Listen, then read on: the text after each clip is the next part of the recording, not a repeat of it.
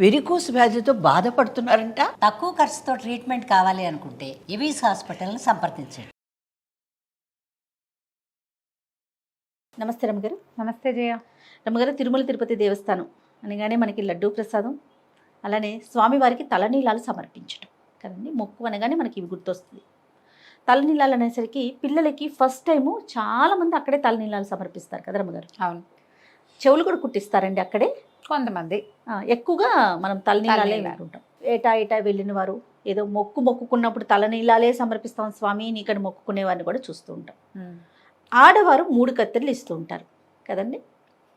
గుండు కూడా కొంతమంది చేయించుకుంటారు, తలనీలాలు సమర్పిస్తూ ఉంటారు. ఈ మధ్య ఒక వార్త వింటూ ఉన్నాం, ఆడవాళ్ళు సమర్పించవచ్చని సమర్పించకూడదని. మీ అభిప్రాయం ఏంటి? అభిప్రాయానికి ఏముంటుంది జయ? సిద్ధాంతం ప్రకారం అయితే స్త్రీలు తలనీలాలు సమర్పించకూడదు. ఎందుకంటే ఈ స్త్రీ శిరోజాలు తీసేది ఎప్పుడు మన భారతీయ సంప్రదాయం ప్రకారము వైధవ్యం సంప్రాప్తించినప్పుడు పూర్వకాలంలో కేశఖండాన్ని చేసేసేవారు, జుట్టు ఉంచేవారు కాదు. ఏంటంటే ఈ జుట్టు తీసేయటం వల్ల ఎప్పుడు తల బోడిగానే ఉంటుంది, వీళ్ళు సౌందర్యం ఇతరులకి కనపడదు.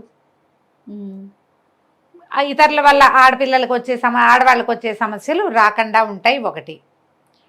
ఇక పూర్వ సువాసిని లక్షణం, ఇది వరకు భర్త ఉన్నాడు ఇప్పుడు లేడు, ఇప్పుడు వీళ్ళింతే వైధవ్యానికి సూచనగా జుట్టు తీసేవాళ్ళు పురాతనమైన విధానము. పూర్వం చేసేవాళ్ళు భర్తగారు లేకపోతేనే జుట్టు లేకుండా ఉండాలి. చిన్నపిల్లలకి పెళ్ళిళ్ళు చేసి సంటప్పుడే పెళ్లి చేయటము, 10 ఏళ్ళు వచ్చేసరికి అలా భర్తలు పోవటం, వీళ్ళు 14 ఏళ్ళు వచ్చేసరికి బూర గొరిగించి మూల కూర్చోబెట్టడం మన తాలూకు పురాతన విధానం. తెల్ల చీర కట్టడం, ఆ సాయం పంచలే, చీర కాదు, పంచ కట్టుకోవటమే. వాళ్ళు పంచనే చీరలాగా కట్టుకునేవాళ్ళు, ఆ తల గడప కనపడకుండా ఉంచుకునేవాళ్ళు పూర్వం. నీకు తెలిసే నాటికి నీకు తెలియదు, నాకు కూడా తెలియదు అంతగా.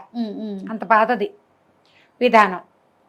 భర్త ఉండగా జుట్టు తీసుకోకూడదు, స్త్రీలు కేశాలు కట్ చేయకూడదు, భర్త కేశాలు కనెక్షను అని ఖచ్చితమైన అభిప్రాయం ఉండేది.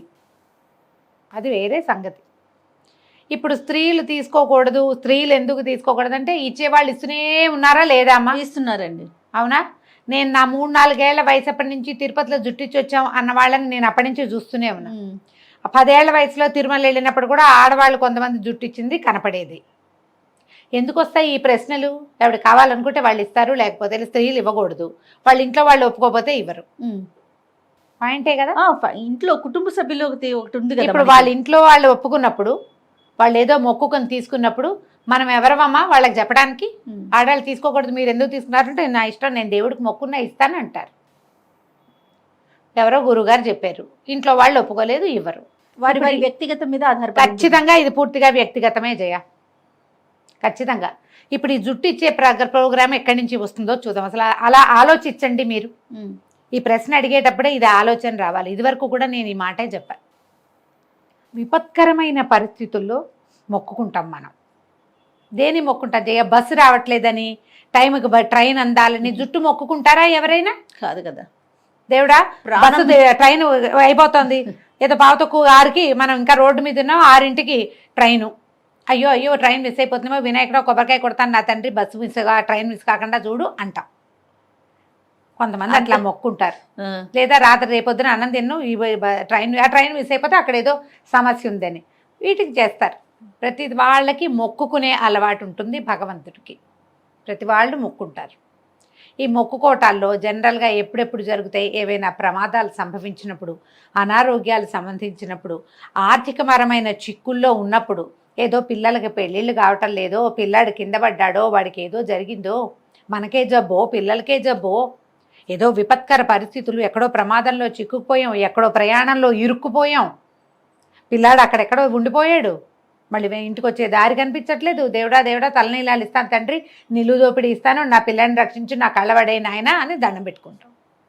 భర్తలకి ప్రాణాపాయ స్థితులు, ప్రాణాపాయం అయిపోతాదేమో, నిలువు దోపిడీ ఇస్తాను తండ్రి, పసుపు కుంకాలు కాపాడు, ఇలాగే కదమ్మా మొక్కుంటారు. అంతేగా. ఇప్పుడు ఈ విపత్కర పరిస్థితుల్లో భగవంతుడికి దగ్గరికి వెళ్ళి నాయన నేను నీకు ఇది ఇస్తాను, నాకు ఇది వదిలిపెట్టు, ఈ కాస్త నన్ను ఇక్కడ రక్షించు అనేటప్పుడు ఈ ముందు వెనక సంప్రదాయము ఆలోచిస్తారా జయ ఎవరైనా? అస్సలు ఆలోచించలేకపోతామేమో కదా. ఆలోచించరు. ఉమ్. నిలువు దోపిడీ మొక్కేస్తారు. ఆయన హాస్పిటలైజ్ శుభ్రంగా ఉన్నాడు, సడన్గా పడిపోయాడు భర్త, హాస్పిటలైజ్ చేశారు, ఏదో బైపాస్ చేయాలన్నారు, లేకపోతే ఇంకోటి ఏదో అన్నారు, కష్టం అండి 24 hours. ఇప్పుడు కదా మొక్కేది. ఇప్పుడు సంప్రదాయము భర్త ఉండగా నేను తలనీలాలు ఇవ్వకూడదు అని ఆలోచిస్తారా అమ్మా? వాళ్ళ అలవాటు ప్రకారం ఏదో మొక్కుంటారు. ఇది కాదు, నా బోటక్క ఎవరో వచ్చింది, నిలువు దోపిడీ ఇస్తానని మొక్కోవే, అతను బతికొస్తాడు అని చెప్తారు.